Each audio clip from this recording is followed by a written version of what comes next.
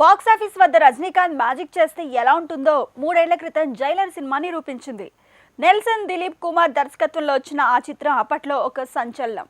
ముఖ్యంగా తెలుగు రాష్ట్రాల్లో జైలర్ సృష్టించిన వండర్స్ అంతా ఇంత కాదు. ఆ సినిమా ఇచ్చిన జోష్తోనే ఇప్పుడు ఈ క్రేజీ కాంబినేషన్లో సీక్వెల్ రాబోతోంది. అయితే జైలర్ 2 అనౌన్స్మెంట్ వచ్చిన దగ్గర నుంచి బిజినెస్ లెక్కల విషయంలో ట్రేడ్ వర్గాల్లో పెద్ద చర్చ నడుస్తోంది. ఒక సినిమా సీక్వెల్ అనగానే రేట్లు పెరగడం సహజమే, కానీ ఈసారి మేకర్స్ కోట్ చేస్తున్న తెలుగు స్టేట్స్ ఫిగర్ చూసి బయర్లు కొంత వెనకడుగు వేస్తున్నట్టు తెలుస్తోంది. తెలుగు రాష్ట్రాలకు సంబంధించి జైలర్ 2 రైట్స్ కోసం దాదాపు ₹1,00,00,000 వరకు మేకర్స్ డిమాండ్ చేస్తున్నట్టు సమాచారం. గతంలో జైలర్ మొదటి భాగం కేవలం 12 కోట్ల బిజినెస్ చేసి తెలుగులో ఏకంగా 50 కోట్లకు పైగా షేర్ వసూలు చేసింది.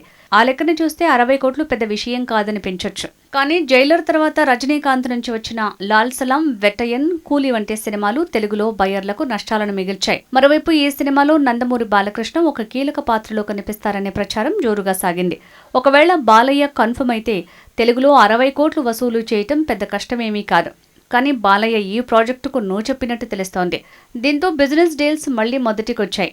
కేవలం రజనీకాంత్ మేజర్ మీద మాత్రమే ఆధారపడి ఇంత భారీ రేట్ చెల్లించడం కంటే సినిమాపై బజ్ పెరిగే వరకు వేచి చూడాలని బయర్లు డిసైడ్ అయ్యారట.